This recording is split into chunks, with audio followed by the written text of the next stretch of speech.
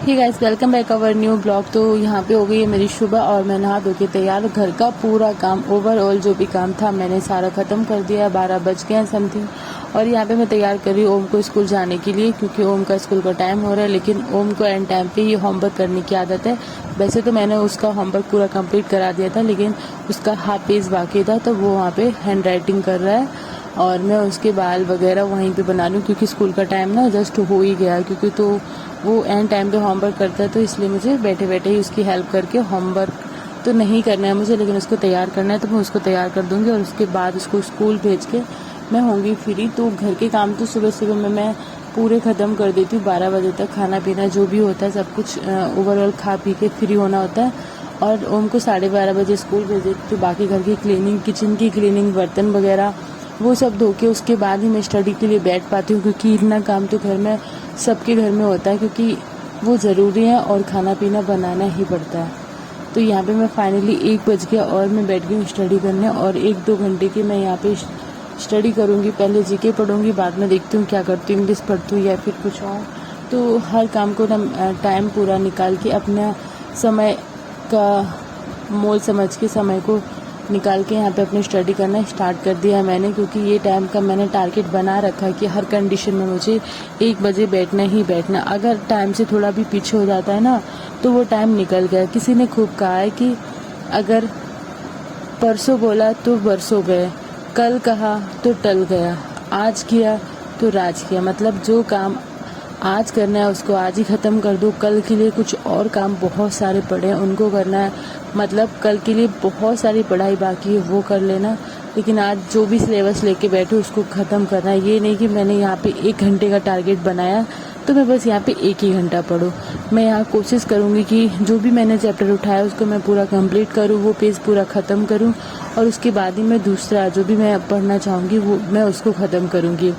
क्योंकि अगर कल के लिए टाल देते ना, तो कल के लिए फिर हमारे पास और भी चीज़ें हैं पढ़ने के लिए। हमारे पास बहुत सारी बुक्स हैं, उनको पढ़ना है मुझे, और चीज़ें ख़त्म करनी है, पूरा सिलेबस कवर करना है। ऐसे तो अगर मैं एक ही पेज को लेके बैठी रहूँगी तो मैं वो कभी कंप्लीट नहीं कर पाऊँगी।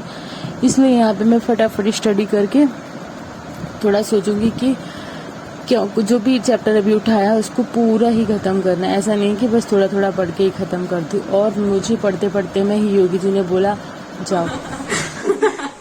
नाटक करने में 1 नंबर है। तो मैंने बनाया है पोहा, खाएंगे ये। और मस्त प्याज व्याज काट रहे हैं। यहाँ मम्मी जी के लिए भी लगा दी सब, और पिताजी के लिए। और ओम को दे दी चाय, क्योंकि दूध चाय में बोलते हैं, क्योंकि ओम दूध बोलता है। ओम को दे दिया, स्कूल से आके उसको दूध दे दिया। और यहाँ पे मैंने बना लिया अपने लिए कॉफी। वैसे तो मैं ये भी नहीं पीती, पर पी लेती हूँ कभी कभी। तो ये रही मेरी गर्मा गर्म कॉफी। कॉफी कम डाली है, क्योंकि ज्यादा फिर ज्यादा हो जाती है, नुकसान करती है। योगी जी, मेरी देखो अपनी डिश में प्याज काट लिया, पर मेरे लिए नहीं काटा, पर कोई बात नहीं, चलो। तो अभी जो ब्लैक बुक मैं पढ़ रही हूँ, तो ये रही वो वाली सामान्य ज्ञान जागरूकता। इसमें करंट अफेयर, इतिहास, भूगोल, भारतीय राजनीति, अर्थव्यवस्था, भौतिक, रसायन विज्ञान, जीव विज्ञान, कंप्यूटर, विविध आदि चीजें मिल जाएंगी। और ये बहुत ही अच्छी बुक मुझे लगती है। तो ये एसएससी और रेलवे के लिए खासकर बनाई गई। इसमें एसएससी के लिए ही क्वेश्चन बनाए गए हैं। तो मैं यहाँ पे रैंडमली यहाँ पे ये देखो ऐसे कुछ भी खोल ले रही हूँ, तो आपको दिखा दूँ। ये है, यहाँ पे ये कुछ चीज़ें मुख्य दी गई हैं, तो आप एक बार इसको बुक अगर पढ़ेंगे तो आपको पता चलेगा। लेकिन मैं आपको इसके क्वेश्चन के बारे में बता देती हूँ। तो यहाँ पे मैंने प्राचीन इतिहास ओपन किया है, ये देखिए।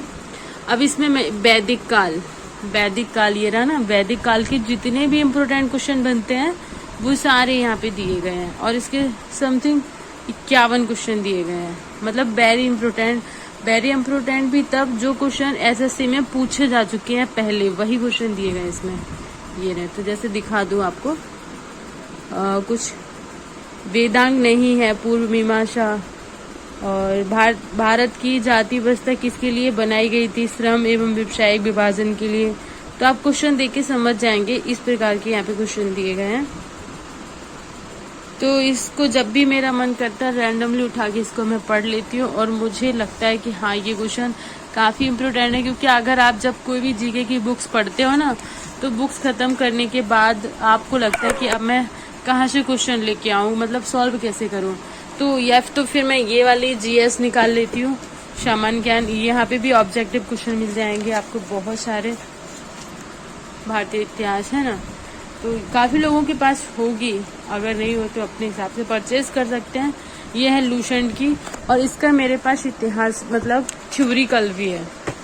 ये रहा, तो लूसेंट का सामान्य ज्ञान थ्योरिकल रहता है ना, ये वाला थ्योरी रहती है पूरी। तो ये वाला लूसेंट का ये मतलब हर किसी के पास होती है। अगर जिसके पास नहीं है तो वो जरूर खरीदें, क्योंकि सामान्य ज्ञान के लिए सबसे अच्छी बुक लूसेंट की ये वाली मानी जाती है।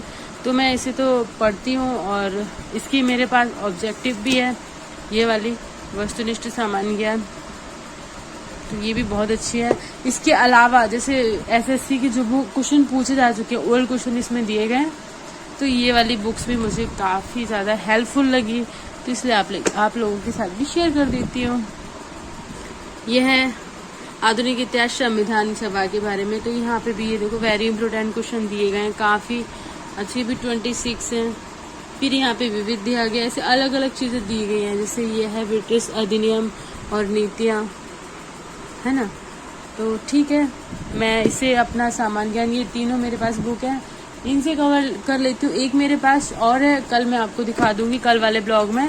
वो है मेरे पास नीतू मैम की स्ट्रिक्ट जीके, तो वो भी ठीक है, काफ़ी अच्छी। मतलब उसमें क्या, जैसे नृत्य वगैरह रहते हैं ना, वो सब उसमें दिए गए हैं। किसी पर्सन के बारे में, जैसे गांधी जी हैं और लोगों के बारे में दिए गए, तो काफ़ी अच्छी बुक है।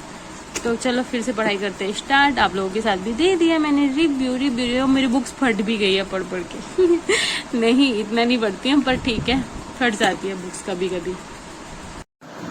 तो आप लोगों को मैं यहाँ पे बुक्स इसलिए दिखा देती हूँ क्योंकि जो बुक्स मैं पढ़ रही हूँ, तो आप लोग ये ना सोचे कि पता नहीं क्या उठा के ये पढ़े जा रही हैं। तो मैं आप लोगों को इस साथ शेयर कर देती हूँ कि मैं अभी ये वाली बुक्स पढ़ रही हूँ। अगर आप लोगों को अच्छा लगे तो आप लोग भी परचेज कर लें, अगर आपके पास है तो आप लोग उसकी स्टडी करें।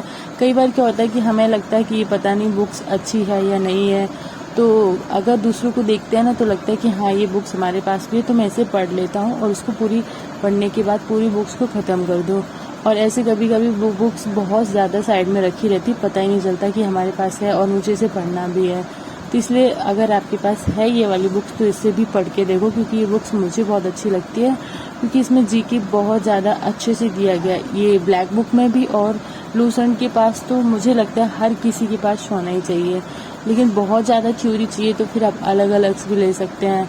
जैसे अर्थशास्त्र के अलग, संविधान के लिए कोई अलग, तो उसमें बहुत ज़्यादा थ्योरी मिलेगी, तो आपको बहुत ज़्यादा पढ़ना पड़ेगा। और इसमें आपको शॉर्ट तरीके से काफ़ी अच्छी थ्योरी दी गई है। तो लूसेंट मुझे हमेशा ही बहुत ज़्यादा पसंद है, मैं स्टार्टिंग से पढ़ती रही पहले भी, और अभी भी मुझे लग रहा है कि इसे मुझे पूरा, पहले क्या था कि मैं इसको पढ़ी पर बहुत ही ऐसे लाइट में पढ़ी कि हाँ थोड़ा थोड़ा पढ़ लिया और साइड में रखती रहती थी, लेकिन अभी मैं इसको पूरा ही बेसिक से पढ़ रही हूँ और मुझे लग रहा है कि हाँ इसमें काफ़ी कुछ दिया गया, क्योंकि मैं इसको समझ के पढ़ रही हूँ। ऐसा नहीं कि बस कुछ भी पढ़ा और साइड में रखी, अब दोबारा नहीं उठाना है, नहीं, मैं इसको पूरा पढ़ रही हूँ।